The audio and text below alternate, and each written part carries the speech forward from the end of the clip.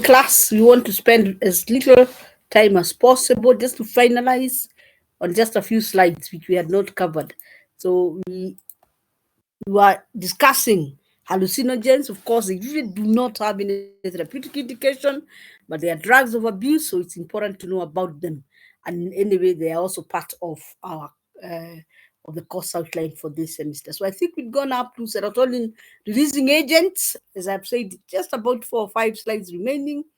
We'll finish off. So we are looking at the serotonin releasing agent, and of course, from the name, this compound must have some structural resemblance with serotonin, structural resemblance with serotonin, so they can bind the same receptors as serotonin, the receptors that are responsible for transporting and storage of serotonin. So if they bind the receptors that are, or the enzymes, or the receptors that are responsible for transporting the serotonin, there will not be any serotonin uptake, and then there will not be any serotonin storage. So all the serotonin will be released. And once it is released, then it will bring about the effects. We are talking about the hallucinogenic effects. If we look at the first drug, we can see, indeed, this one we are calling methylene dioxin. You can see methylene, this methylene here. Let me get the.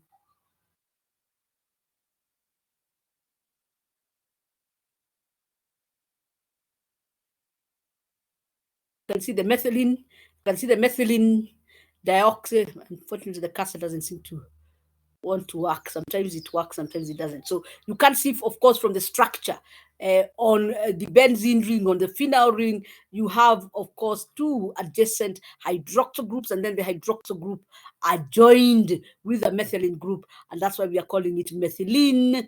That's the methyl group, and then methylene dioxide, because of the two oxygens, and then methamphetamine, because you can see the other structure is a methamphetamine. Of course, it's 3,4, starting from position 1, position 2, position 3, 3,4 methylene dioxide, methamphetamine. And we can say these are MDMA stimulants. MDMA stimulates serotonin release through membrane transport systems responsible for reuptake and storage. And remember, MDMA receptors are stimulatory receptors. Remember, we looked at GABA, and we have mentioned also MDMA when we were looking at ketamine, and we did mention MDMA receptors are stimulatory receptors. So if you have drugs that can also bind to those receptors, all that can stimulate those receptors, then of course you can have activity. You can have increased activity of serotonin. So we are saying MDMA stimulates serotonin release through membrane transport systems responsible for reuptake and storage. It causes derealization, depersonalization, and other alterations of consciousness. So you can see it stimulates the serotonin release through membrane transport systems responsible for reuptake and storage.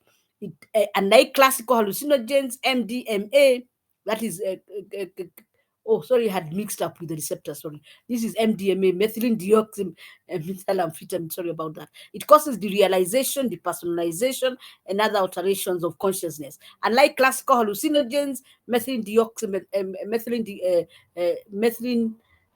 methamphetamine has some significant toxicity issues, and overdoses can result to death. Remember, we did mention the classical hallucinogens.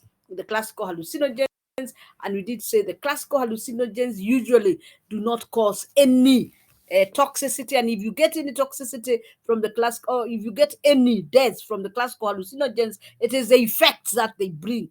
Like, of course, what we talked about, having change in perception, where we talked about change in perception. So somebody perceives things differently. Where a train, they might see a train, and all their mind sees is a beautiful set of colors, and therefore they will cross the railway line, oblivious of the fact that there is a train coming, because they are seeing the train as a set of colors. Or they could imagine that they have just from nowhere attain the ability to fly, and therefore they go climb up to 5 floors, 6 floors, or 10 floors, and they will fly. And you know, of course, what is going to happen. So we did mention the classical hallucinogens. They normally do not cause toxicity, and death is because of the influence they have on the brain. But we are saying for this, the methylene deoxy methamphetamine, can cause toxicity and can even be fatal. Overdose results in serotonin syndrome. When you talk about the serotonin syndrome, remember they are having an influence on the uptake of serotonin. They're having an influence on the storage of serotonin. Remember, for serotonin to be broken down, it first must be taken up into the neurons and then broken down. Now, it's not being taken up. There is a lot of serotonin in the blood, or I'm sorry, in the brain. And because of that high concentration of serotonin, you can get what we call the serotonin syndrome, which can include increase in heart rate, blood pressure, body temperature, and it can result in shock and death. Then we find, of course, we do have another example, the methylene deoxyamphetamine. So remember, this is methylene deoxyamphetamine. The other one is methylene deoxymethamphetamine, where the methamphetamine, the amino group has been methylated, and the methylene deoxyamphetamine, of course, it has an amino group, primary amino group, just like what is found in serotonin. So we find that the methylene deoxyamphetamine has better binding to the serotonin receptors, because these drugs are also acting as agonists, because you're going for the receptors which are bound for by serotonin for it to be taken up, for it to go into storage. So they have some agonist activity, and therefore we are saying methylene deoxyamphetamine has better binding ability. It's a better agonist for the serotonin receptor than methylene deoxymethamphetamine. Also, methylene deoxymethamphetamine, because of the extra methyl group, it has slightly higher lipid solubility, and you find that it undergoes deputization, more held in the depot tissues or the lipid tissues, and therefore not available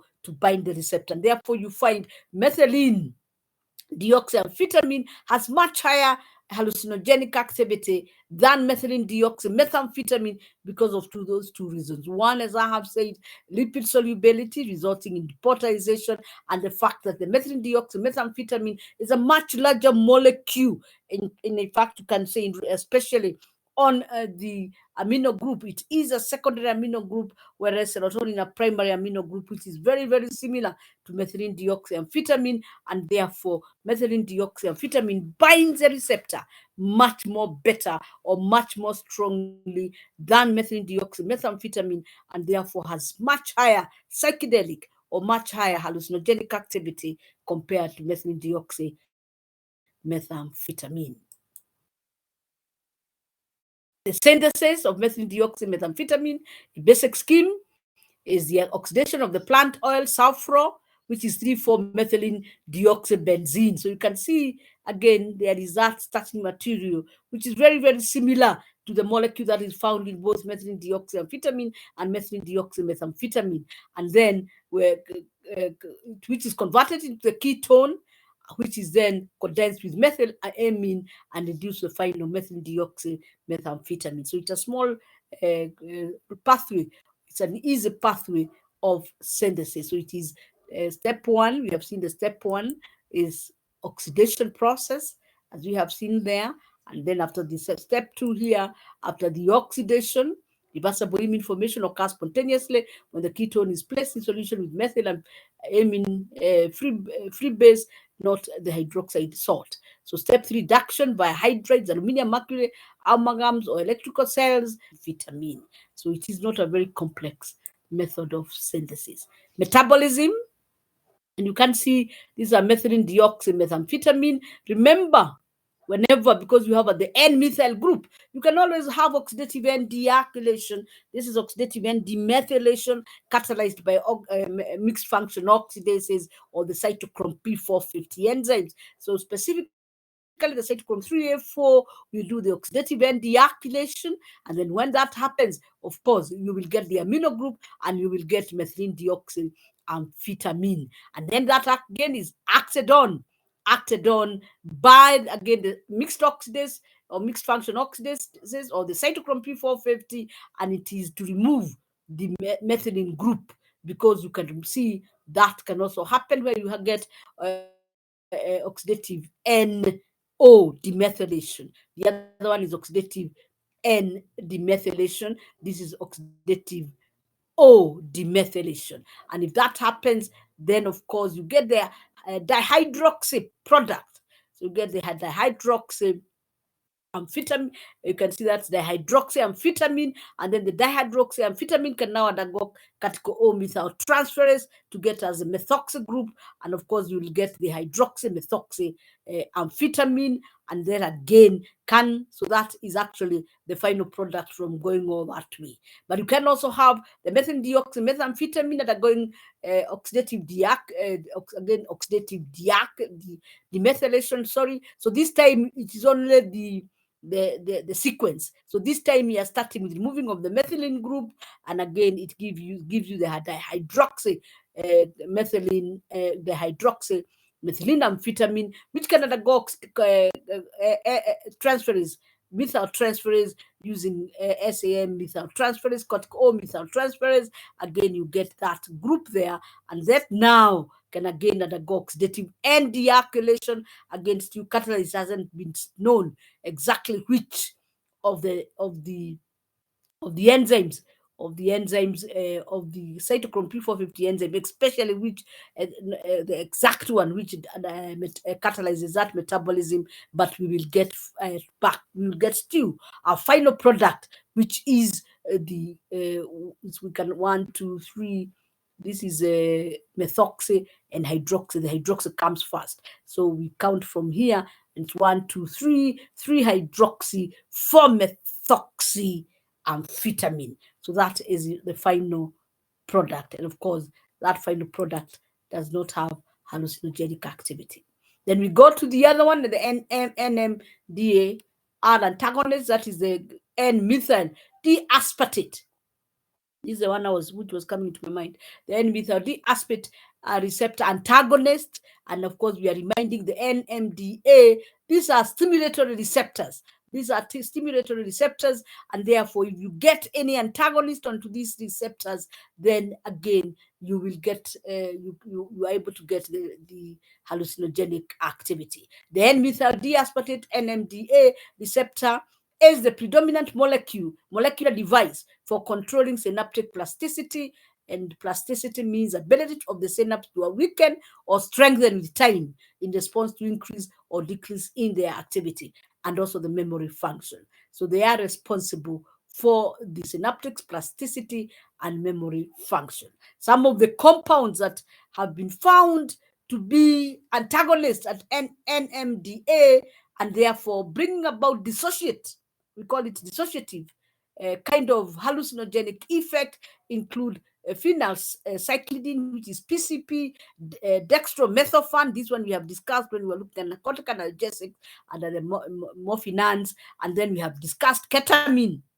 So at least here, most of this we have discussed. We discussed ketamine under the general anesthetics. Remember the IV, intravenous, general anesthetics. We did discuss ketamine, and the only new one there is the methoxetamine. And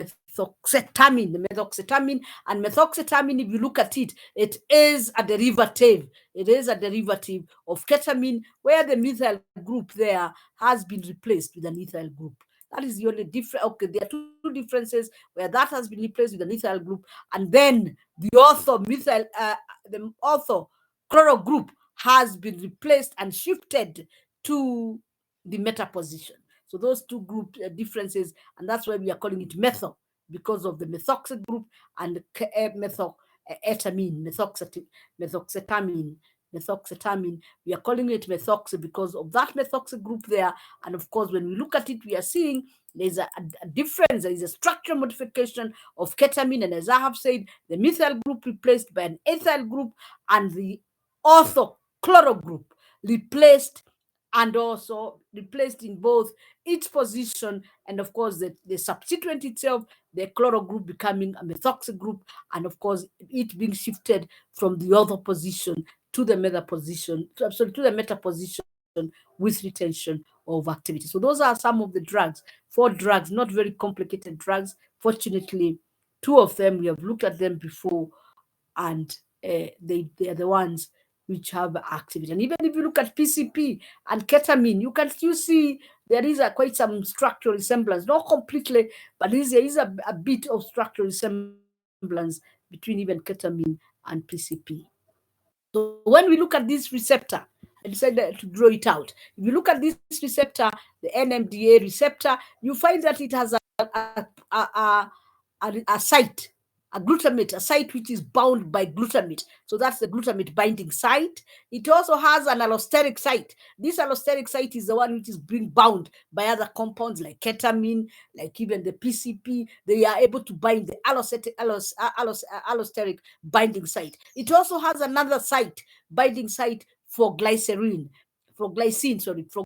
So you find that glutamate, when glutamate and glycine bind onto this compound, there is maximum stimulatory activity. So all we are saying, when you have any of these compounds binding on the allosteric binding site, then it becomes it is behaving as an antagonist. Sometimes you can have also a stimulant binding there and helping or activating the receptor. But the drugs we are looking at, ketamine, PCP, and so on, they are binding on the allosteric site and bringing about antagonistic activity. So we can note that activation of NMDA, this is something we had mentioned before, receptors requires binding of glutamate or aspartate. Aspartate does not stimulate the receptors as strongly as glutamate. So glutamate is the best agonist at that receptor, but you can also have aspartate, and of course also we have mentioned also the glycine. In addition, the NMDAR receptors also require the binding of the co-agonist glycine for the efficient opening of the ion channels, which is part of this receptor. So you can see, of course, once these channels open, they are going to release calcium, and once they release calcium, calcium will improve on the conductivity of the nerves, and of course, this is a stimulatory receptor, as opposed to what the other one we have discussed, the GABA, which is an inhibitory receptor. So we have already mentioned ketamine. If you remember, we had already discussed ketamine when we were looking at ketamine as a general anesthetic. And of course, we did mention it occurs as RS ketamine. It has where you have the dot, that is the chiral center. It can occur as the RNS and usually given as the racemic mixture. And on metabolism, it can be metabolized through oxidative N dealkylation. You can see that the amino group is methylated, oxidative N dealkylation, again by mixed function oxidases, which include cytochrome 3A4, cytochrome 2C9, and cytochrome 2B6. And the cytochrome 3A4 is a major one. Indeed, cytochrome 3A4 has been found to be the major enzyme for catalyzing especially oxidative N dealkylations. And of course, if that happens, it will give us the norketamine. Unfortunately, the norketamine has some activity. It has about 1/3 of the activity of the RS ketamine. And of course, even the norketamine will still carry stereochemistry of RNS. So that can also explain why that drug can have a slightly longer duration of activity. Of course, this drug also can undergo oxidative hydroxylation, and it can undergo oxidative hydroxylation. You can consider this position number 1, where at the ketone, we call it position number 1, number 2, number 3, 4, 5, 6. So it can undergo oxidative hydroxylation at either of those positions. Once it undergoes oxidative hydroxylation at one position, that is enough. Then that hydroxyl group will undergo glucuronic conjugation, and the drug can be removed very easily from the body. So either of those positions, 4, 5, 6, can undergo oxidative hydroxylation, and if that happens, then you will get the hydroxyl derivative, which can then undergo glucuronic conjugation, or glucuronic conjugation, very highly water-soluble products formed and immediately removed from the body. When we look at ketamine, we can look at its XAR. It can be structurally modified a bit. Ketamine can be structurally modified a bit. You can see when we look at ketamine, we are saying this is a chiral center, and we can have the different forms of ketamine. We can have the R-ketamine. Of course, that means the R-ketamine. If this is the S-ketamine, it means the R-ketamine is when that bond carries the alpha orientation. The S-ketamine is when it carries the beta orientation. And we are saying the S-ketamine is 4 times more active than the R-ketamine, but normally we give it as a racemic mixture, because sometimes also there's the separation of the isomer or the resolution also can be a very, very expensive procedure. So you can have either where that is alpha or beta, and we are saying the S isomer has much higher activity, but you still give it as the anesthetic mixture. That other metabolism we have mentioned of what is new there is telling us which group carries which orientation. So this here, you carry the beta, the secondary amine, that is the methyl amine, you carry the alpha. So in the other isomer, which is the R-ketamine, the phenyl group will carry the alpha orientation, and the methyl amino group will carry the beta orientation. I think we are done with that is ketamine. We have looked at its metabolism. The other one we have is a PCP. Again, remember we are calling these as dissociatives. They're dissociatives, and we have the PCP, and we have decided, we have said, we already discussed, and we have said the mode of action is release of a lot of serotonin, and therefore them behaving as dissociatives. When you look at PCP, we can have a bit of structural activity relationship, as you can see that is a PCP there, and then you can have the 3-methoxy PCP. You can see that's a PCP, and you can see we're considering this position 1, position 2, position 3 on the phenyl ring. That's 3-O-methoxy or 3-methoxy PCP, and it is has been found to be more active than PCP. Then also another structural modification is where the piperidine ring. You look at our PCP, it has this piperidine ring, and that piperidine ring can be opened up. To give us an aliphatic side chain, an aliphatic amino group with retention of activity. So if you look at this, all that has been done for this compound, the eticyclidine, all that has happened is an opening up, and you can see you have the N, CH2, CH3. So the chain which was found to give us maximum activity was that ethyl chain. The ethyl chain was found to give us maximum activity. And indeed, of course, also you can see the methoxy group of the 3-O-methoxy PCP has been retained. And this compound was found to have much, much more activity than PCP, but it had, unfortunately, unpleasant taste, and also it had a tendency to cause nausea, and therefore PCP will be to be favored. It will, the ones who abuse these drugs will prefer PCP because of the side effects of this drug. The fact that it has a bad and pleasant taste, it can precipitate, or it can cause, it has a tendency to, or it can precipitate nausea. Then you find that the PCP is still a more favorable drug than the eticyclidine or the PCE.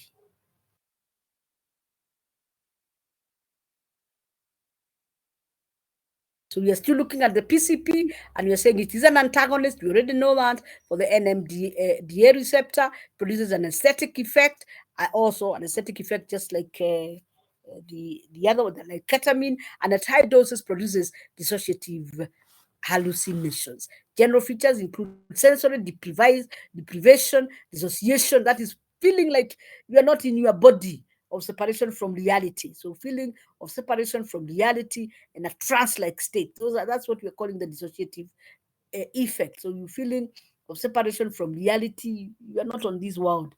You are in a world of your own, and you are like in a trance. So like the people, when you look at them, they look like zombies. So this is, you are in a trance-like state, and therefore you are not in touch with reality. PCP use produces a host of psychological effects such as paranoia, depersonalization, and aggressive behavior. So, as we had said earlier, there is not much of there is no advantage of these drugs. But again, we need to understand them. We need to know one or two, because we know they are being abused. These are drugs of abuse that have been used outside there, and sometimes even used on unsuspecting victims, whereby you find that these guys, they get these drugs, put them or put them in other people's drinks, or they make other people to inhale them, and then you know what has been happening. Once sometimes you inhale these things, some of these drugs, you are even able to give all your secrets, be it your pins, be it you know what is happening even in Kenya today. where people are being robbed through use of drugs. CBI agonists, so we are done with that. So we are done with the dissociative dissociative hallucinogens, and we have discussed a number of them. So we go to the next one, which is a CBI agonist, and here we have the cannabinoids, and a type of chemical in marijuana. So cannabis sativa, a type of chemical in marijuana that causes drug-like effects all through the body, including the central nervous system and the immune system. You all are aware of how people abuse cannabis sativa.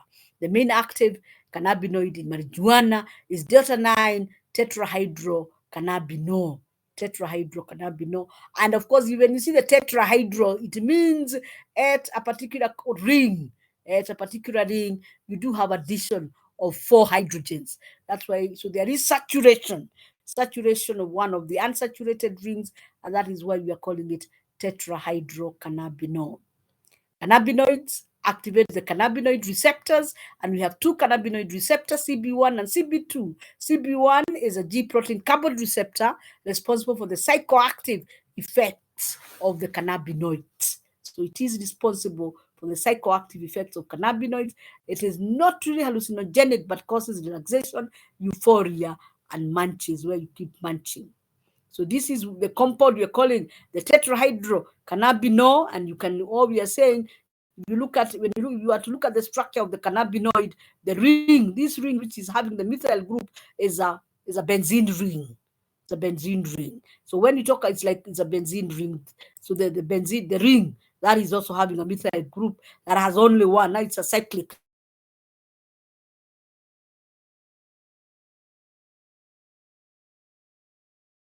Is a benzene ring, and that's why we are calling it tetrahydrocannabinol. We are calling it tetrahydrocannabinol. If you see cannabinol, it means there is a hydroxyl group, and you can see the presence of the hydroxyl group in that compound. So this is a tetrahydrocannabinol, and that is a drug there. And again, if you look at that drug, we can identify positions where we can have chiral centers. So of course, like this position, you can identify positions of chirality. So like where you can see where this ring is, the hydrogen, alpha hydrogen is coming from, in actual fact, the cyclic ring now, you can see that is indeed a chiral center. So that we do have chirality at that position. And you can see now, of course, we are calling it delta-9 tetrahydrocannabinoid. You can see at position number 9, of course, you have that double bond, and we have an R, and our R is a hydrogen. So we are only saying this is a general structure of the tetrahydrocannabinols, and also this is a way, this also is helping us to know how to number the compound. So we are starting from the hydroxyl group, which we call our position 1, position 2, position 3, 4, and then where is our 5? That is 4. You can see this is my 6 here. So most probably 4, I want to believe the oxygen. They're giving out position 5, and then position 6, 6A, and then 7, 8, 9. And that's why we are saying our position 9 is where we do have a double bond, and then you go to position 10, you're reminded of the tetracyclines, and then you have 10A. Then from 10A, you go to the methyl group, which is on the cyclohexene ring, and that carries position number 11. When you come to the substituent, that substituent is having the prime position. So you have the 1 prime, 2 prime, 3 prime, 4 prime, 5 prime. So the purpose of this structure was at least to make us understand how the numbering, how we number the tetrahydrocannabinoids, how they are numbered.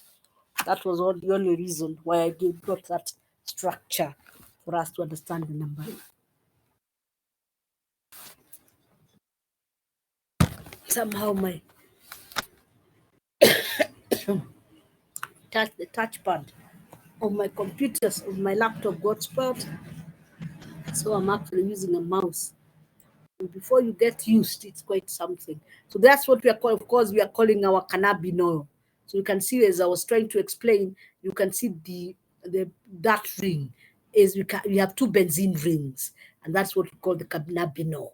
So once you saturate, and you will remove two of the rings, and you leave the double bond at position number 9 and number 10, and you will saturate the other two bonds, and that's why now we are calling it tetrahydrocannabinol. Again, this is just to make us understand the difference between the cannabinol, the cannabinoid, or the cannabinol, and the tetrahydrocannabinol. It is just a matter of reduction or saturation of the double bonds in one of the rings. Metabolism, again, we only go for the very simple type of metabolism. So you can see this, you have this double bond there, and you have, I don't know why this pen doesn't work anymore. They used to work well. I don't know what went wrong. So if you look at the position, we have already discussed the position number 9. If you look at your position number 9, it has the position number 9 has a methyl group, and there is a double bond. Because of that double bond, we can call that methyl group allelic methyl group because of the double bond. We do know that methyl group can undergo very readily, can undergo oxidative hydroxylation very readily, again catalyzed by oxidative or mixed function oxidases or cytochrome P450 enzymes, and that is the fast metabolite. You can see it's allelic hydroxylation. As I have said, allelic means there is a double bond there. Because of that double bond there, so it becomes, if you look at that compound, it is CH2CH, CH2, in fact, CH2C, CH3, CH2C, CH3, and that is the allelic group, and therefore that methyl group undergoing oxidative hydroxylation, again catalyzed by mixed function oxidases, and you can see that becoming an alcohol. And then that alcohol normally can undergo further oxidation. This time it is usually catalyzed by the alcohol dehydrogenases, and it will give us a carboxylic group. So that is what we have there.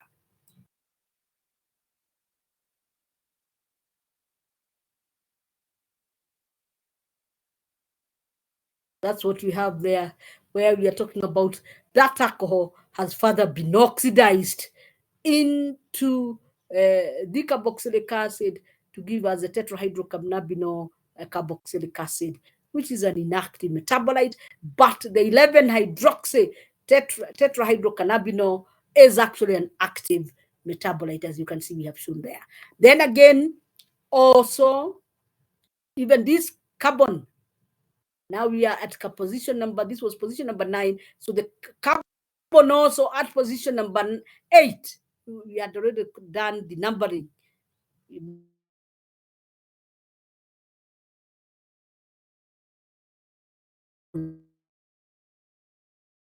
9. So also that carbon at carbon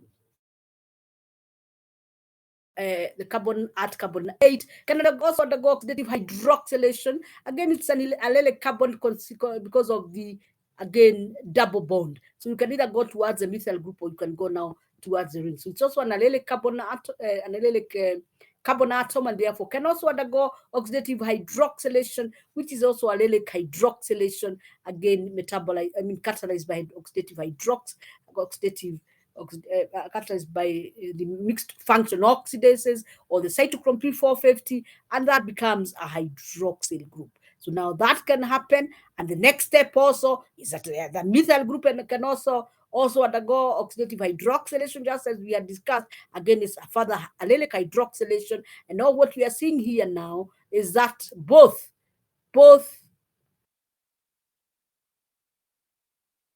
carbons have undergone oxidative hydroxylation, and in that, of course, there will be 8, 11. Remember, the methyl group, we said was position number 11. So you will have 8, 11 dihydroxy tetrahydrocannabinol. So there's nothing strange there. So that's the main route of metabolism of the cannabinoids, whereby mainly we are talking about oxidative hydroxylation, either of position number 11 or of position number 8, or both, to give us, of course, compounds that have much higher water solubility. Of course, we have said the 9 hydroxycannabinol, that one has activity, but anything after that does not have activity.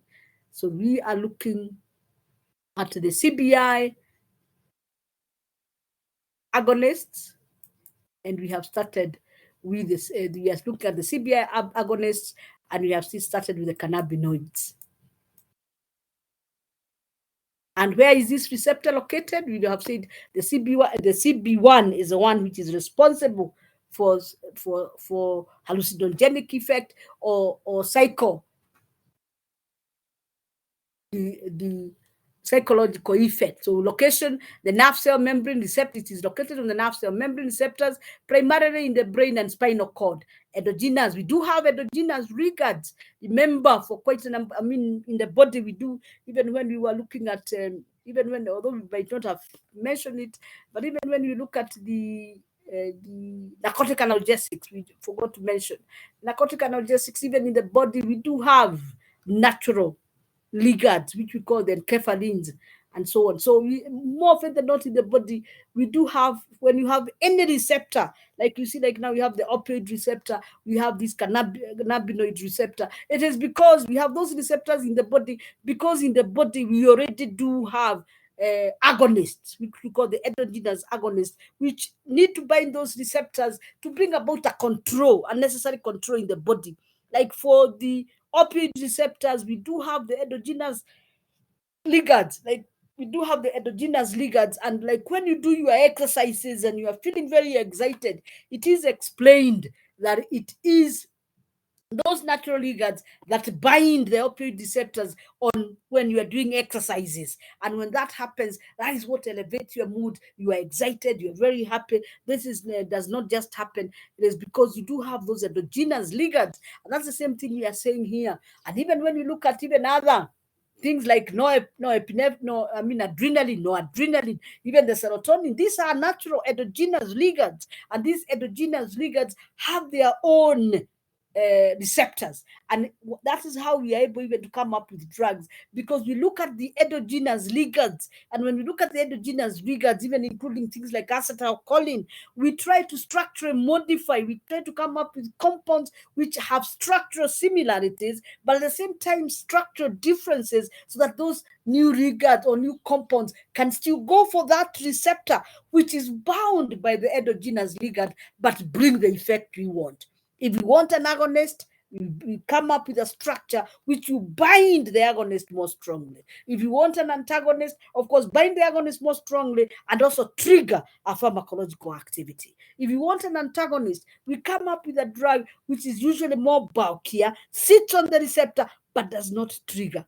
So let us understand that even as we come up with most of these drugs, we are looking at the body, and within the body, we do have those receptors. And those receptors are not just there. They are there because they also have agonists or endogenous agonists within the body. And that's the same thing we are saying about the CB1. And as I have said, although we never mentioned, you have the enkephalins and so on, endorphins and so on. Those are also endogenous opioid agonists, which when you are not on any drugs, but sometimes, of course, you keep changing your moods. As I have just said, when you do exercises, you run, you are so excited. This is because those ligands or those receptors are excited all. When now you do the exercises, you release the natural ligands, and those natural ligands will bind your endogenous receptors and bring you the stimulatory activity.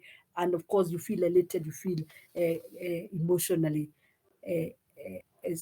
you feel you're in high moods, and you are excited and you're in high moods. But that's not because you have taken any drugs, but it's because of the excitation of your natural or endogenous receptor. So we are also seeing of the same, that we do have the CBI receptor, and it's location here, nerve cell membrane, primarily in the brain and spinal cord. And we do have the endogenous ligands, which are arachidonic acid derivatives. Arachidonic acid is not new to us. And what is the clinical importance of this is substance abuse.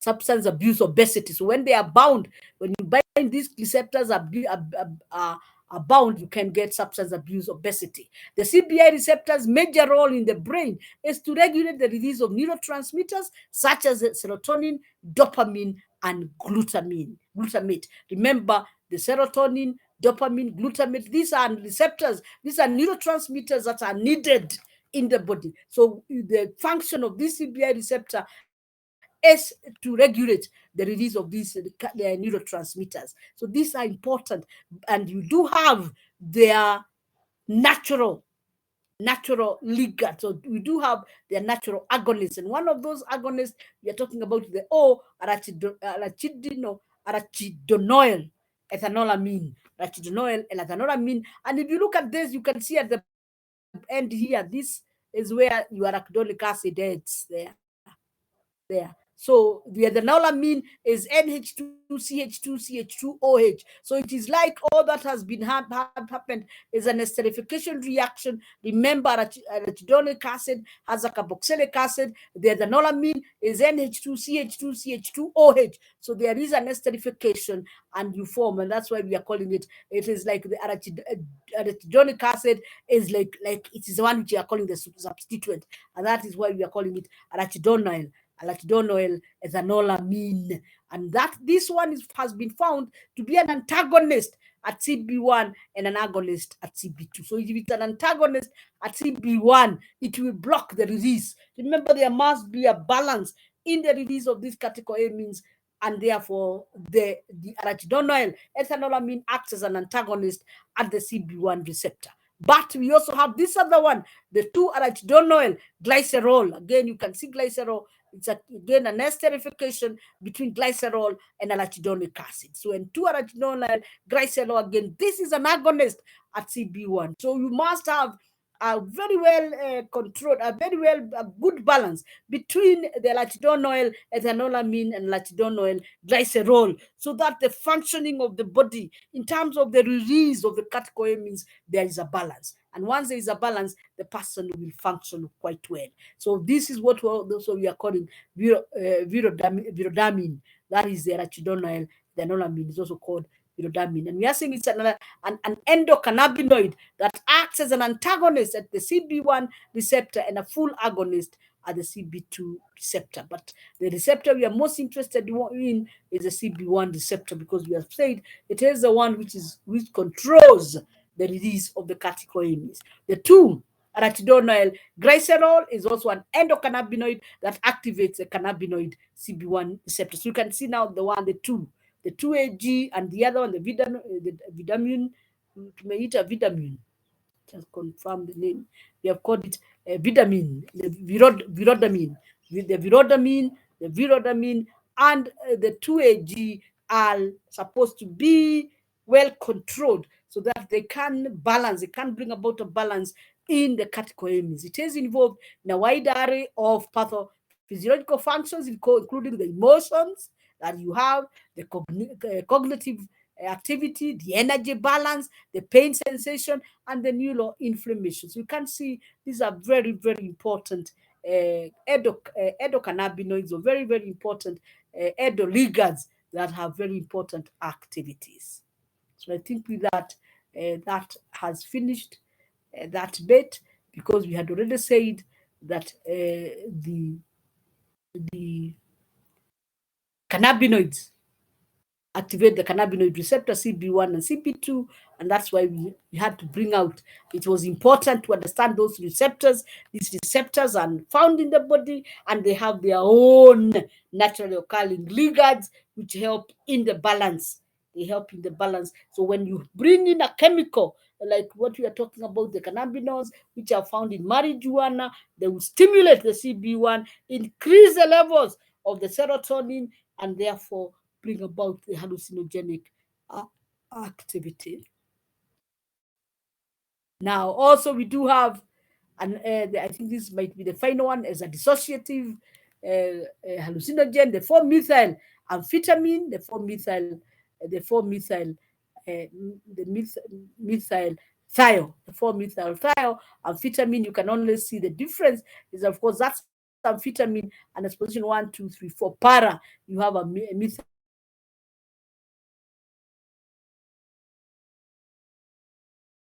Additionally,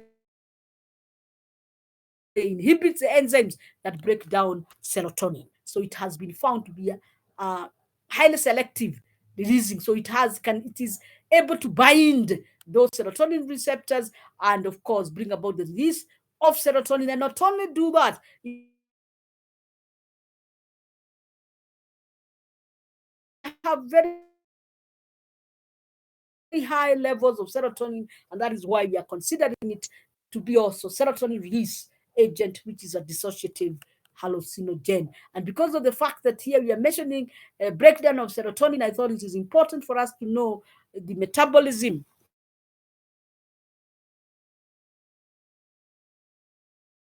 with L-tryptophan. L-tryptophan is a naturally occurring amino acid. So we have the L-tryptophan, and then the L-tryptophan undergoes a hydroxylation and therefore we get catalyzed by tryptophan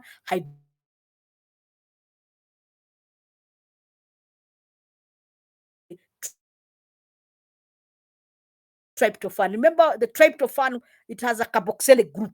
When you compare tryptophan and tryptamine, tryptophan has a carboxylic group. It's an amino acid. Amino acids have an amino group and a carboxylic group. Tryptamine only has only the amino group. So you require to get rid of the carboxylic group for you to get serotonin. But before you do so, you'd first do hydroxylation of the tryptophan. Once you do hydroxylation, now you are ready to do the carboxylation. And the decarboxylation is what is catalyzed by aromatic amino acid decarboxylase. And when that happens, you will get your 5-hydroxytryptamine, and indeed that is now your 5-HT. So that in that about 1 or 2 steps, you are able to synthesize your serotonin, and it is synthesized from the amino acid tryptophan. And once now the serotonin has done its job, it requires to be taken up into the neurons, because within the neurons, inside the neurons is where metabolism occurs. That's where you have the deaminating enzyme. If it is not taken up, then you have it being released, or it is there for a much, much longer time, because for its metabolism, it must be taken up into the neurons, and therefore using active transport mechanism, and then it is stored, and then of course for storage and also for metabolism. So you find that the monoamine oxidases, and of course the monoamine oxidases, remember you have A and B, and of course we did mention that we have, I think, the B, which metabolizes mainly the neurotransmitters. So it will be metabolized. Monoamine oxidases, remember, it's oxidation, removal of the terminal amino group. And when that is removed, first of all, you get the aldehyde, and then you get oxidation into the acetic acid. So you get the 5-hydroxy indoacetaldehyde just by removal of the amino group. And then the acetaldehyde is oxidized using aldehyde dehydrogenase to get the 5-hydroxy indoacetic acid. And of course, that is readily removed from the body. So that is just to show this, because we have mentioned serotonin.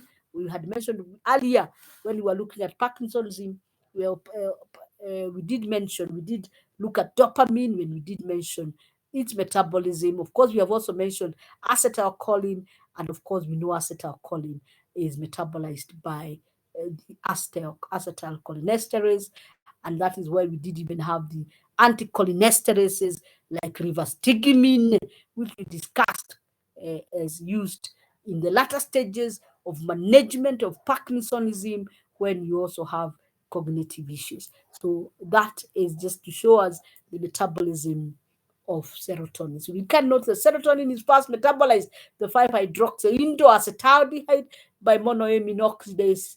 5-hydroxy indoacetaldehyde is then catalyzed by aldehyde dehydrogenase to form the 5-hydroxy indoacetic acid, which is readily removed from the body. Because if you look at the acetic acid, it has this carboxyl group there, and of course it has also this hydroxyl group. It's highly water soluble. It is readily removed from the body. So we can have 2 ways of synthesis. Remember, I think we also were mentioning when we were looking at psilocybin and psilocin, we mentioned how they also make that there's psilocybin and psilocin from tryptophan. So we can also have the pathway for animals.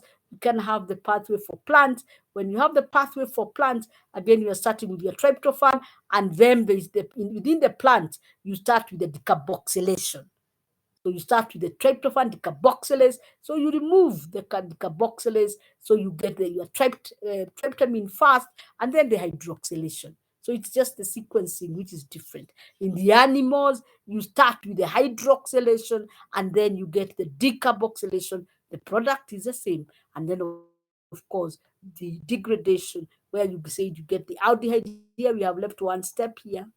You'd have to, after when you get the monoamine oxidase, first of all, it will give you the aldehyde, and then the aldehyde acted on by aldehyde dehydrogenase to give us a 5-hydroxy-indole-acetic acid. So that is the metabolism of serotonin.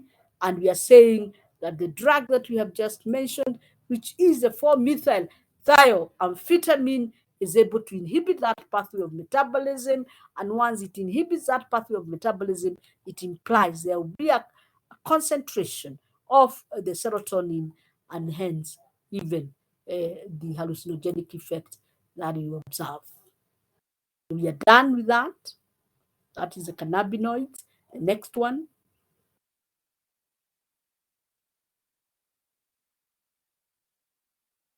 And with the cannabis, the CBI receptor agonists. Then we move on to the next step, which is a K-opioid receptor. Remember when we were mentioning the narcotic analgesics, we did mention the opioids bind to about 3 receptors.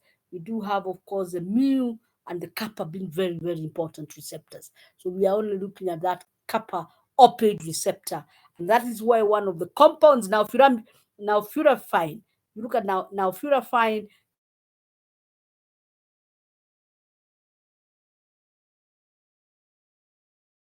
this morphine-like structure, and of course, you do have that is position 3, 4, 5. At position number 6, where we normally have hydroxyl group in morphine or in those drugs that are opioid analgesics, you can see now you have a different group there.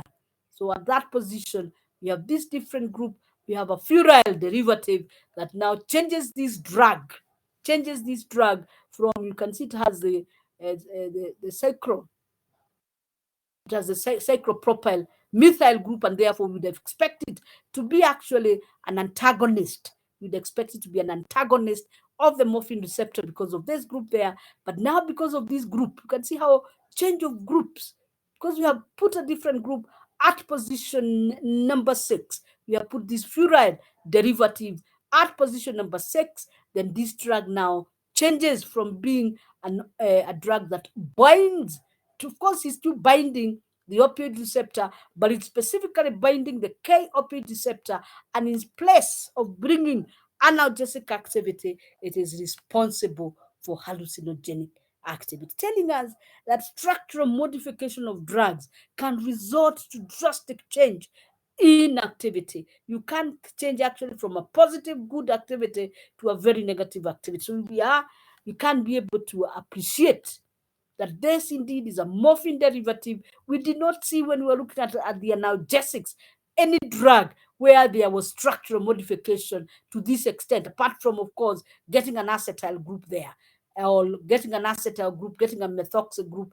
of course, those were the only changes that we see, so, or even making it a ketone. But we can see now we are putting quite a bulky group at that position, and indeed that bulky group at position number 6 is responsible for the difference in the binding of this drug, and therefore binding the kappa receptor for hallucinogenic activity rather than for analgesic activity. So we are saying clinical, so we have already, I think, clinical importance targeted for analgesic effect, protection, and natural addiction control mechanism. That's what we are saying. The K-opioid location, the cell membrane of the nerve cells in brain and the spinal cord, and we do have the dynorphin A These are the endogenous ligands, or the dynorphins are the endogenous ligands for that receptor. What is their clinical importance? They are targeted for analgesic effects and potentially a natural addiction control mechanism. In other words, your body produces the dynorphins, which can bind on the K-opioid receptor.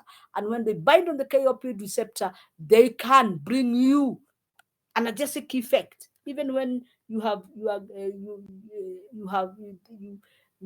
you have perhaps an injury. Those dynorphins can be stimulated and they can bring about an analgesic effect. And also, more important, they have also that they are also effective as a natural addiction natural addiction control mechanism, so that they help you to fight. And I bet that's why some people will have addictions, others will not have addictions. Perhaps their levels of the endorphins the dynorphins could be different. So that's one of the compounds. And now furafine, and then we have another one which we call the ibogaine. The ibogaine, you can see now this is structured different. You can see structured different, of course, from the opioid derivatives. But of course, there is the rigidity. You can see the rigidity. You can see, of course, also the benzene ring. Which we have almost said it always need to be there. So you can also see there is some structural resemblance, but a lot of structural difference. So that is the ibogaine, an anti-addiction and hallucinogen, because we are saying it is binding the opioid receptors. A psychoactive ingredient in tabananth,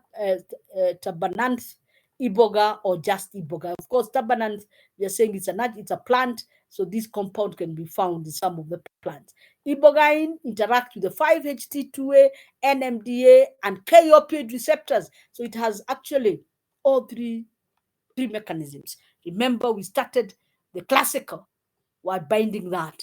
We have also looked at the NMDA, like the ketamines, and then also we are saying it has also K-opioid. So this particular compound, ibogaine or iboga, has quite a lot of activity, or it can be able to act on the three different receptors to bring about its hallucinogenic effect. It has significant stimulatory effects.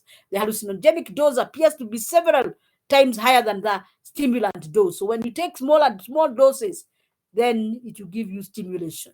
When you take high doses, it becomes hallucinogenic. It is known for its extreme duration of action, with the most intense effects lasting for up to 24 hours or more. Its after effects also include difficulty in sleeping, which may last for another additional day or two. Sometimes you ask yourself, all these inconveniences, and why do people abuse these compounds? They also have very negative effects. So this is a compound, ibogaine, an anti-addiction and hallucinogen. I brought it in so that you can remember which compound we are looking at. Of importance is for us to understand it has the ability to bind all the three receptors and therefore bring about very, very good hallucinogenic activity. The other compound that has also been found to be a K-opioid receptor agonist is the salvinorin, salvinorin A, isolated from Salvia divinorum. So again, this is also a naturally occurring compound. So salvinorin A is a principal psychoactive component of Salvia divinorum. I should have put that in italics to show that indeed it is a plant. So the obvious thing, therefore, is that again, this is a naturally occurring compound.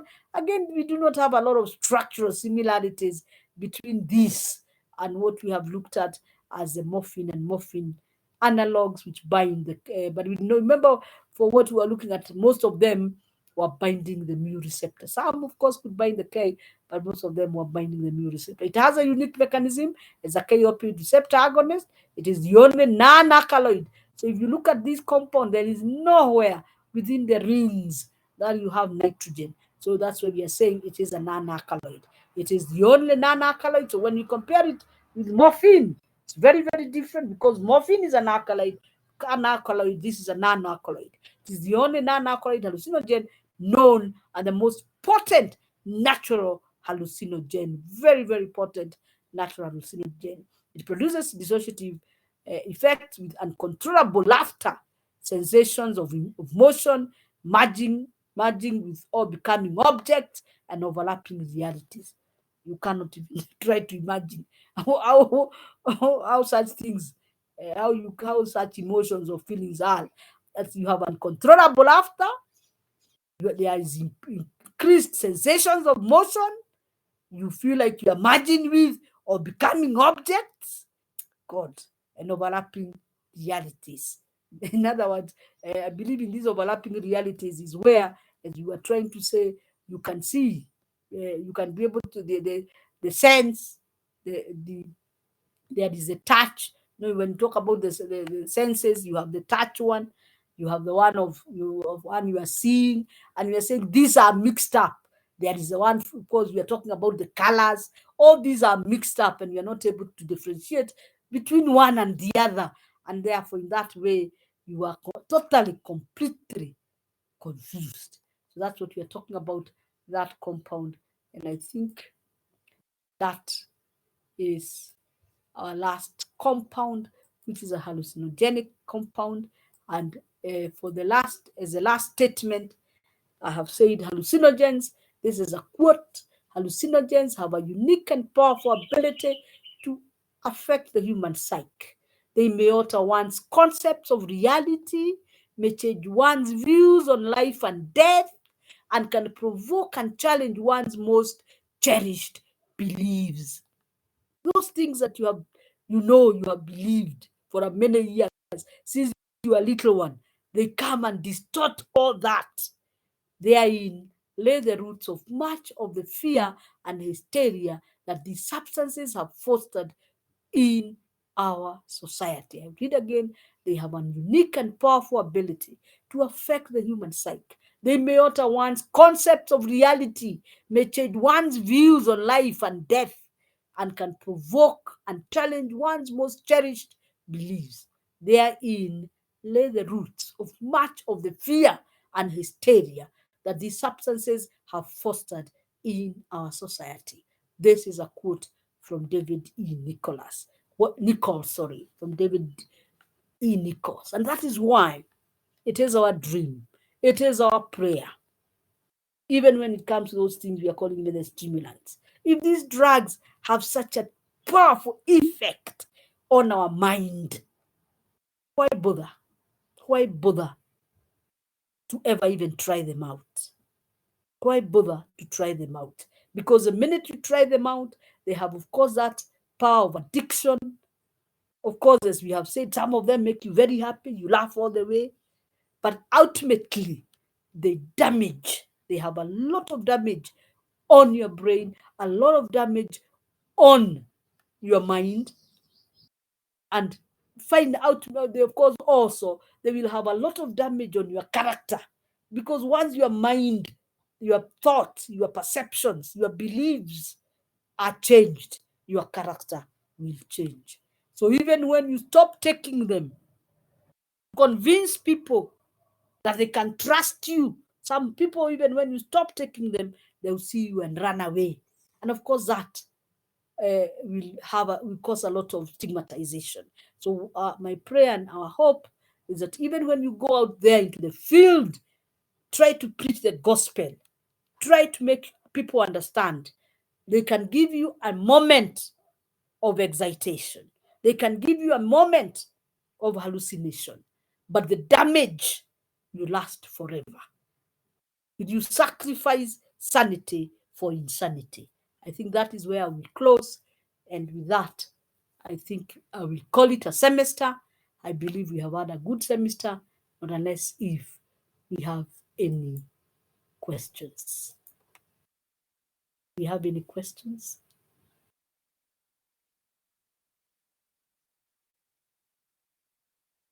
We are done for the semester.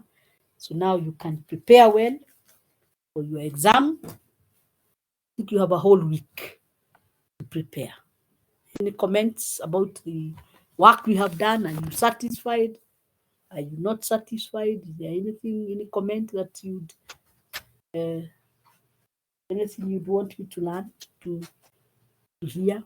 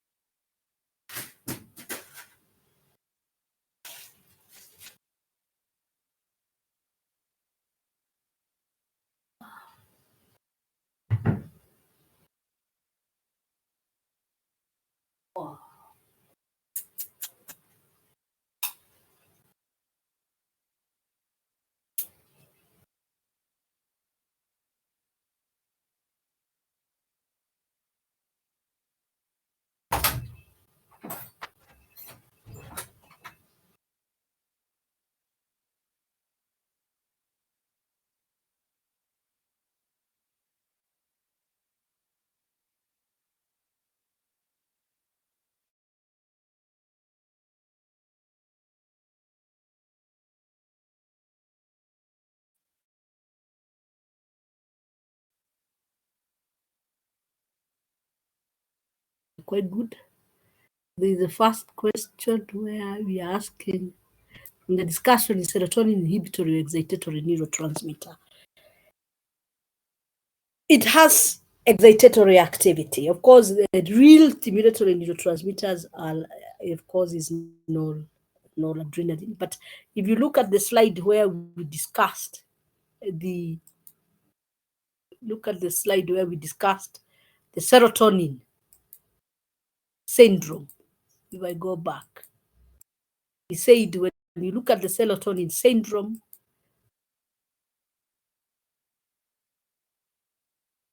what was that?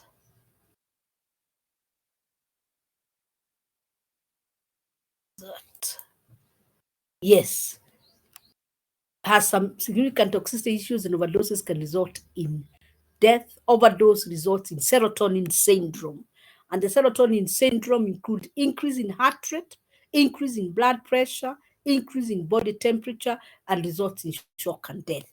What happens is that the various, if you go and look at their activities, the various neurotransmitters have also very, very specific activities. There are some which will affect, like serotonin, the cognitive bit, as we have seen, and they will also affect the emotions. You see, those are not cognitive and emotions, those are neither stimulatory or effects. But so you find that each and every neurotransmitters, it could cause a general things like the increase in heart rate, like we are seeing here. But each and every of those neurotransmitters, be it dopamine, we have the dopamine, we have adrenaline, and we have serotonin, and of course we have also GABA.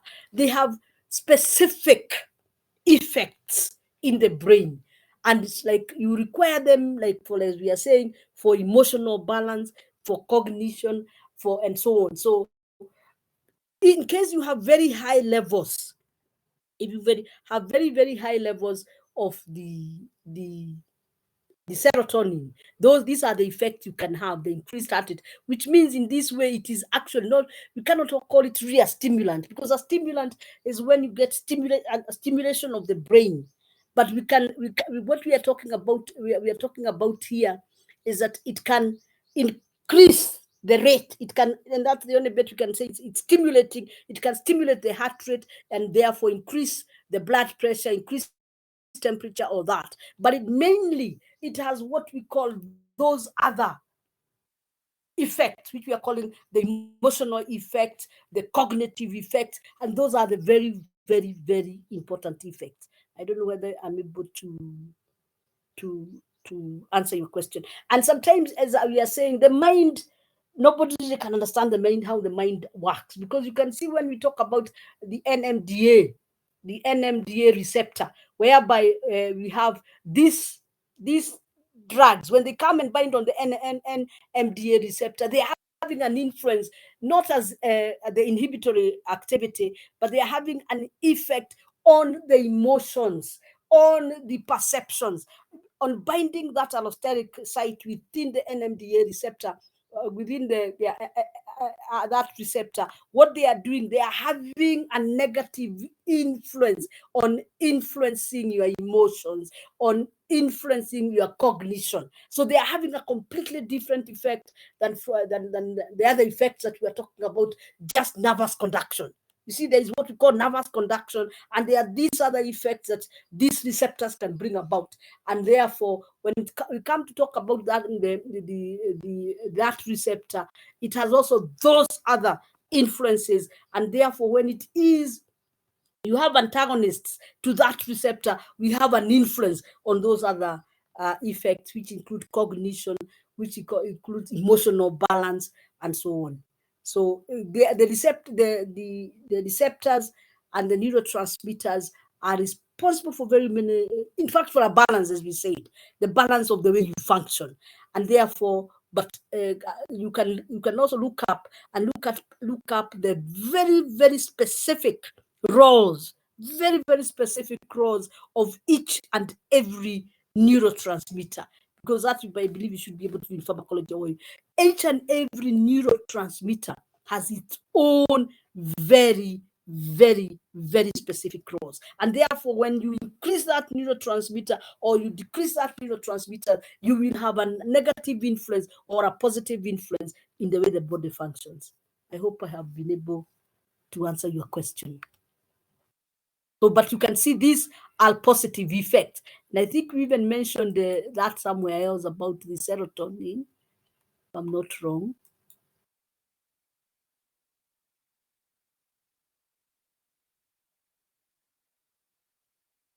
You can see, like here, we are saying the MDMA stimulates the serotonin release through membrane transport systems responsible for reuptake and storage. So you have much high levels of the serotonin.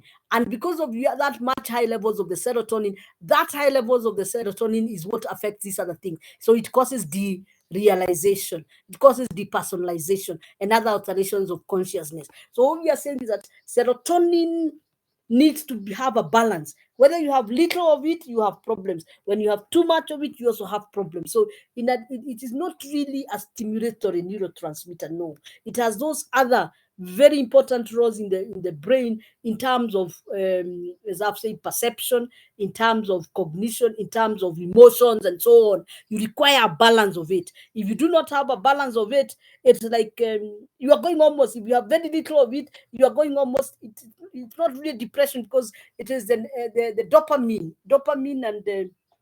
and the adrenaline are the ones we consider for depression. But once you then there is another sector within your brain. There is some other performance within your brain, that the perception and of course the cognition will be negatively influenced because of either too high levels of these catecholamines or very low levels of the serotonin. I hope that has answered that question. Let me see whether there is any other bit we mentioned, anything else about it.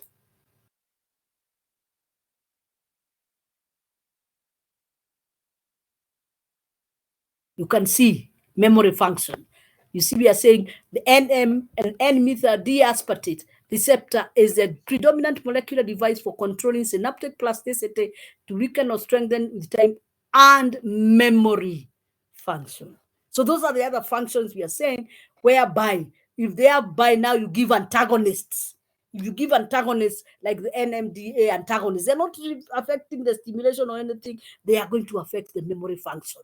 And once now you may affect the memory functions, that is where you'll be having the depersonalization. That is where you will be having weird activities. So we need to understand that these neurotransmitters, some of them will bring stimulatory activity. Others are influencing the other well-being of the human being, where we are talking about cognition, we are talking about memory, we are talking about learning, and all those things. And all those aspects of a human being are actually controlled by the various neurotransmitters. Are we okay there? I hope we are okay. Amina, the assignment we were to discuss SAR of loperamide. We didn't. In the assignment. Sorry, come again, Amina, I don't get. Tramadol, yes, you have to do that. Have I marked? Do you have anything about it? What do you want us to say about tramadol? The only very unique thing about tramadol, which I expected you to bring out, is that it really does not have the quaternary carbon. Because the quaternary carbon, the carbon we expect to be the quaternary carbon, one of the substituents is a hydroxyl group. That is the only where it has a miss. It does not really have the quaternary carbon, but it has that carbon with the 4 substituents, but it's not a quaternary. Quaternary carbon is where the carbon has 4 different alkyl substituents, but tramadol does not have that. It has 4 substituents on the carbon which is supposed to be the quaternary carbon, but one of the substituents is a hydroxyl group. I think I don't know whether I can't remember. I think I've looked at it. So that was the major difference. But the others, we could be able to pick them. Of course, we had the phenyl benzene ring was there. The separation between this carbon, it was not a quaternary carbon. So if you called it quaternary, not unless you call it quaternary with quotes, because it's not actually a quaternary carbon, because a quaternary carbon has 4 different alkyl substituents. So if you look at the distance, or the distance between this quaternary carbon and the terminal nitrogen is actually 2 carbons, as expected in the morphine rule. So most of the other, the terminal nitrogen was also a tertiary amine. So most of the other rules were obeyed. The only major one which was not obeyed is that there was no quaternary carbon. And that, because that carbon, which was supposed to be a quaternary carbon, has a hydroxyl group instead of an alkyl group as a substituent. That is mainly what I expected everybody to bring out. Right? So that, I hope, slides on metabolism of halogenated. Let me look for this. I will look for that and I'll still send. But we had done at least metabolism of halothane to give us the aldehyde, and ultimately to give us the acetic acid. And of course, whenever you have the aldehyde and you have the acetic acid and being produced in the body, those compounds have a very highly electrophilic center.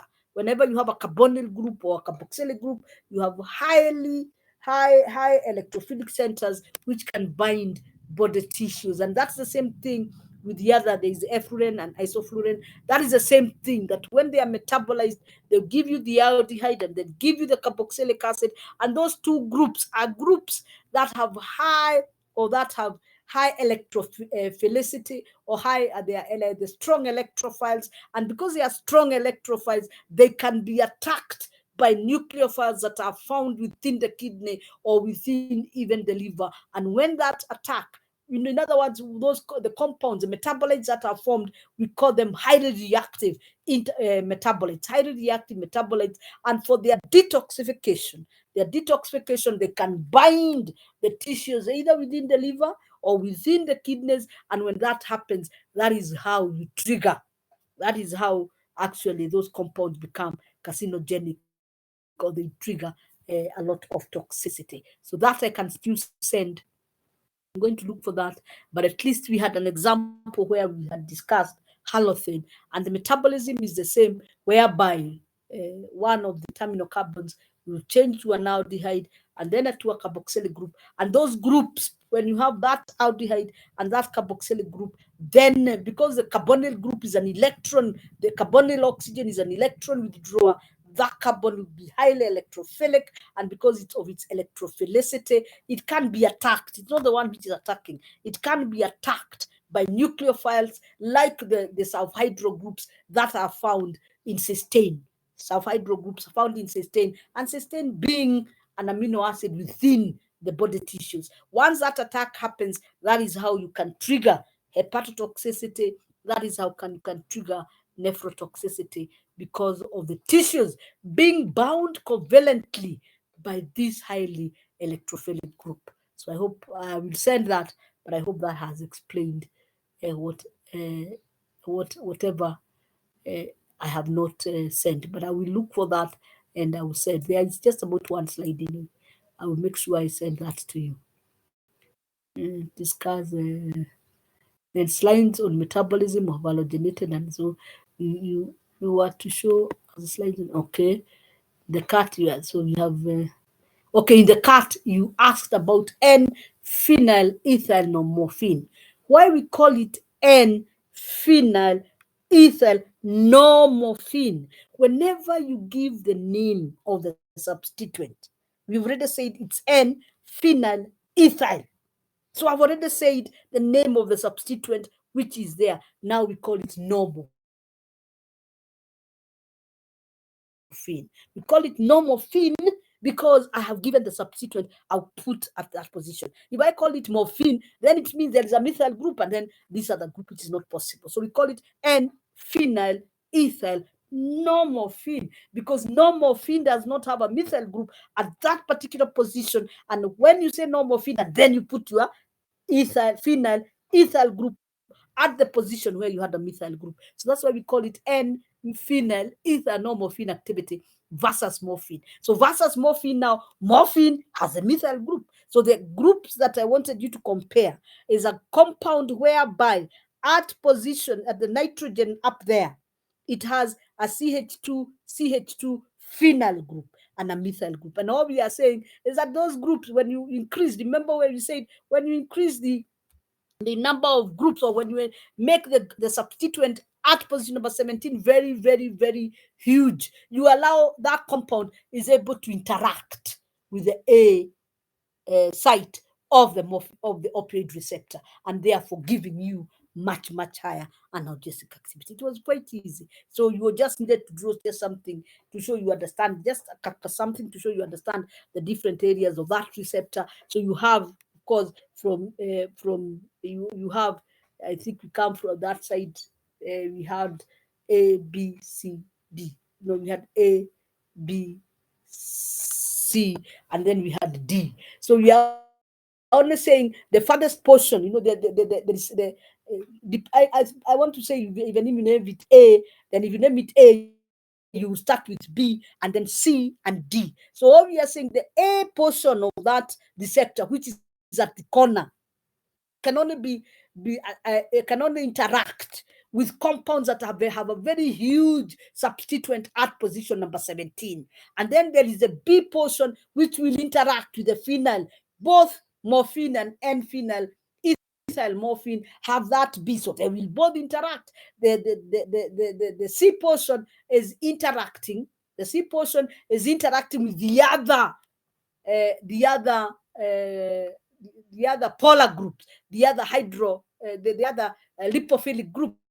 They will interact with that the portion B, and then of course the portion C is ionic interaction. Both of these groups have the ionic interaction because the nitrogen can be protonated at physiological pH. So the nitrogens are in both these compounds, the N ethyl phenyl, normorphine, and the morphine. Both have all those areas, and all those areas will interact basically in the same manner because the structure is the same. Now, the difference in the interaction is where you add these ethyl phenyl group, and that ethyl phenyl group, because it is a large substituent, has the ability also to interact with the A site of the morphine receptor, and therefore in interacting with that portion bring you much more analgesic activity as compared to morphine. I hope that is clear. Is that clear? Water, have you understood why it is isn't morphine already dealkylated? No, so no morphine is dealkylated, and now, as you have said, you have put the phenyl ethyl group in place of the methyl group. Is it clear now? I hope it is. Is it clear? So whenever we put any substituent at that position, we can call it, when we are giving it a name, we can call it that whatever new substituent. No means that other group which is usually there is not there. Then, and yeah. So my issue is with yes. My particular issue was with the normorphine, because when you say normorphine, come again. Yes. I'm saying my issue was with the naming. With that? Because I thought it should have been just N. I thought it should have been just N-phenyl morphine, not no, it can't be called ethyl normorphine, because water have tried to correct that. Yes. You can't call it N-phenyl morphine, all right? If you call it N-phenyl ethyl morphine, morphine has a methyl group, okay? Morphine is a specific structure, where morphine, being a specific structure, has a methyl group at position number 17. Are we together? Have you understood that bit fast? Water? Are we with you? Am I with you? Yes. You see, when we talk about the structure morphine is where the substituent at position 17 is a methyl group. Are we together? Tuko pamoja hapo? Hello, yes. Water? We are together there, aren't we? Now, when you bring in a new substituent, okay, you cannot bring that substituent onto morphine. You can only bring that new substituent because you have given the name of that substituent. You can only bring in that substituent to morphine which has no methyl group. Morphine which has no methyl group is what we call normorphine, all right? Are we together? Are we together? Hello? Yes. Yes, normorphine is morphine without a methyl group. Now, when you mention the group that you are putting at position number 17, that group you're putting at position number 17, having been mentioned, it can only be added to normorphine. It cannot be added to morphine. I hope you are getting it clear. Are you getting it? Hello? Yeah, yes. It cannot, you see already morphine is a definite structure. Morphine is a definite structure which has a methyl group at position number 17. Now, morphine is also a definite structure where the methyl group has been removed. That is what we call normorphine. So now we are calling it N-ethyl phenyl normorphine. Because the N-phenyl ethyl you have already mentioned, it has come onto that structure. And now when you draw that structure, that is a group you add at that position. Ko pamoja hapo sasa? Have you understood now? Umeelewa? Daniel, umeelewa? So the structure is completely correct. We call it N-phenyl ethyl normorphine. We cannot call it N-ethyl phenyl morphine. If we do so, it means that nitrogen. I don't know how we're going to draw that structure. That is the correct name for that compound. Are we together there? Uko pamoja? Then, and that in an exam setting, if you give a general structure having a, yes, please correct me. We are all human beings. If there's a general structure, in fact, what you're supposed to do, just raise up, like some of those general structures, you can leave a nitrogen, you know, like I realize, like when you are doing like antibiotics, penicillin, whatever, you can leave that nitrogen there. You can leave something by mistake. With that, just raise up your hand and let's correct it together so that for the benefit of everyone, you might see it, somebody else doesn't see it. So what we normally need to do, if you know there is a mistake, just raise up your hand, especially if it's the exam, because I'll definitely be there.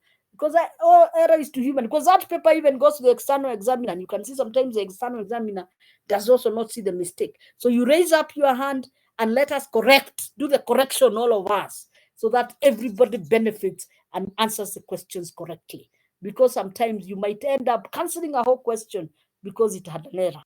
You know, if you realize that the error had an influence in the ability of the student to answer, I would have to cancel the whole question and now mark the paper out of the less marks of that question which had an error. So for us to avoid that, the better thing is, if you notice that I have made a mistake, as I have said, error is to human, all of us can make, there can be an omission, you just raise up your hand, let us know, and let us correct, make the correction, all of us together, for the benefit of everyone.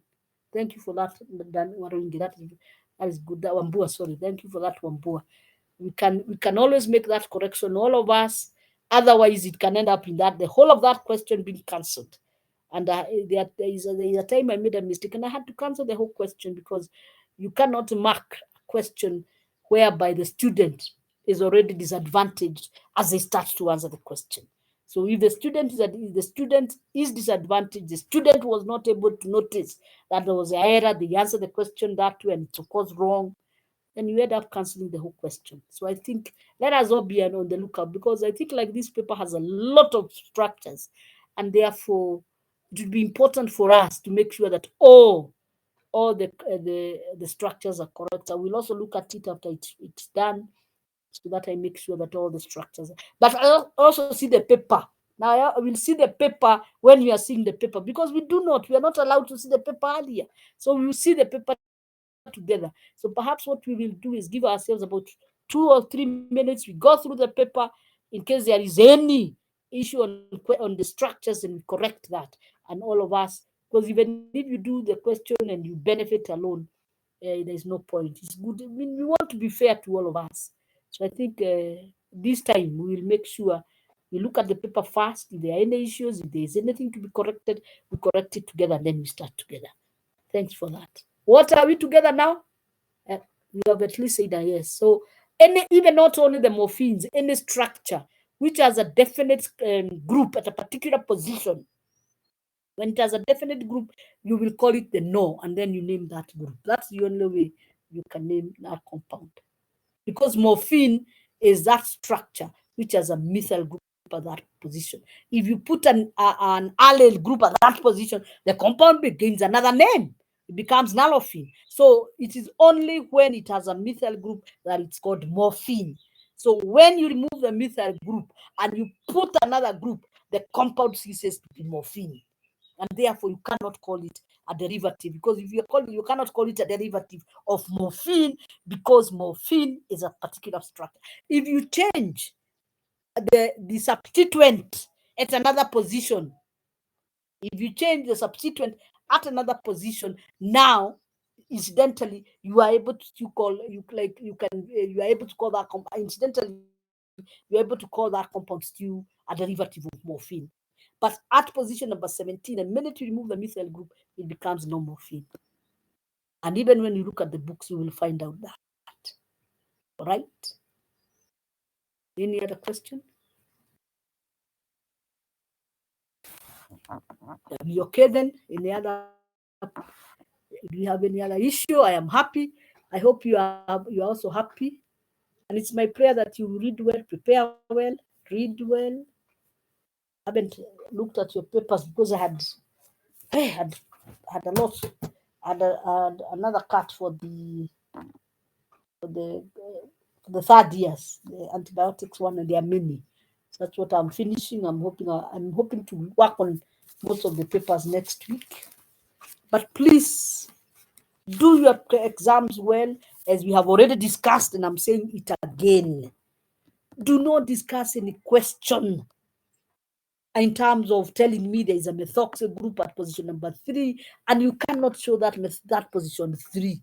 Even if you are discussing that N-phenyl ethyl at position number 17, at least make sure you have numbered that compound. If you feel you cannot draw it because it's too huge or the structure is too complicated, then now just pluck off. Just use your question paper, number on the question paper, and attach it. We should come with a stapler such that you attach it to your answer sheet. But if you do not number, there are no numbers on the structure, and then you start telling me you can change the group at position number 5, you can change the group at position 3, how will I see that how will I know which is a position 3, which is position 5?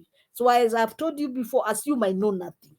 Assume I know nothing, and therefore I need to be given all the necessary details. Some of the necessary details is the position, is the numbering of each and every position. Even if sometimes you number it wrongly, it's better that you have numbered. But then if you number it wrongly, don't just use what you have crammed. When you come to number, if you number and a position is supposed to be position 5, you call it position 3. Then please, in your answer, don't tell me the methoxy group at position 5 and you are showing as position 3. That just shows you have just crammed. So if you totally forget how it's numbered, it is better that you number it. But I then say in your mind, when you're answering the question, you know the position was 5, but in your structure it's showing position 3. Then just say the 3 position has a methoxy group. That way you will gain almost full marks. Even if there is anything you lose, it's about to have a mark, but you will gain full marks because at least you are showing me you are thinking. You have not just crammed, whereby you know the methyl group or the alkyl group in the morphine and morphine analogs is at position number 17, or the nitrogen is at position number 17. Yet in your structure, let's say the position 17, you are calling it position 15. And then in your answer, you are saying you can change that group at position 17. I look for the position 17, I don't get. I come to your answer, you have labeled that position 15. That shows you are not actually in this world, actually, because your position 17 is in your mind, your position 15 is on the paper. So we will go with the position on the paper, not the position in your mind. So if you change the position on the paper, make your mind change the position as you're answering the question. You will only be penalized a little bit for numbering the structure wrongly, but you will get everything else correct. But now if you mix them, then one knows, we are cram too,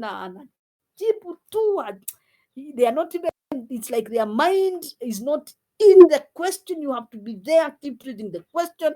Try not to beat about the bush, just answer the question as asked. And some of the answers are very short.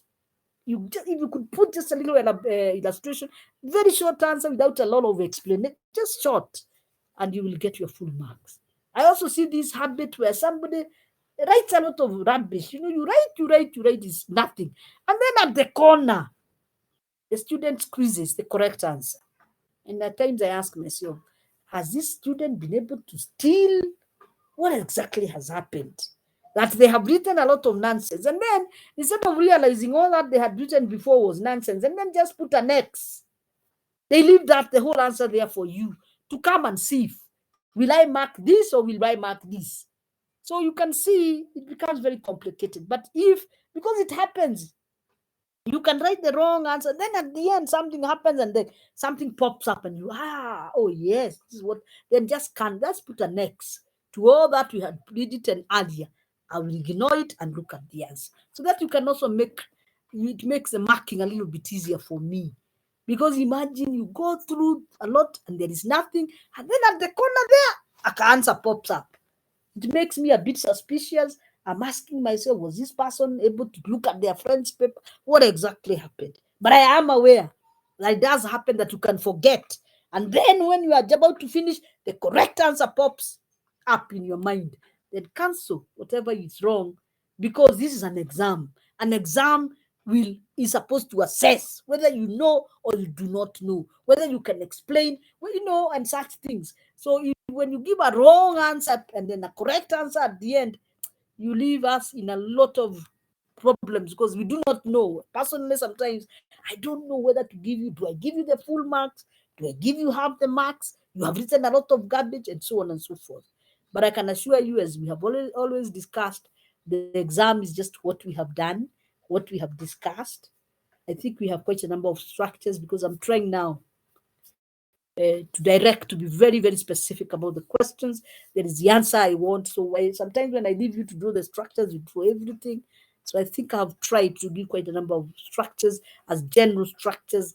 And as somebody has said, if there is any error in the general structure, let us raise up our hands, let us correct it, and then move on. And I think with that, mine is to wish you well. Thank you for being there for the lectures.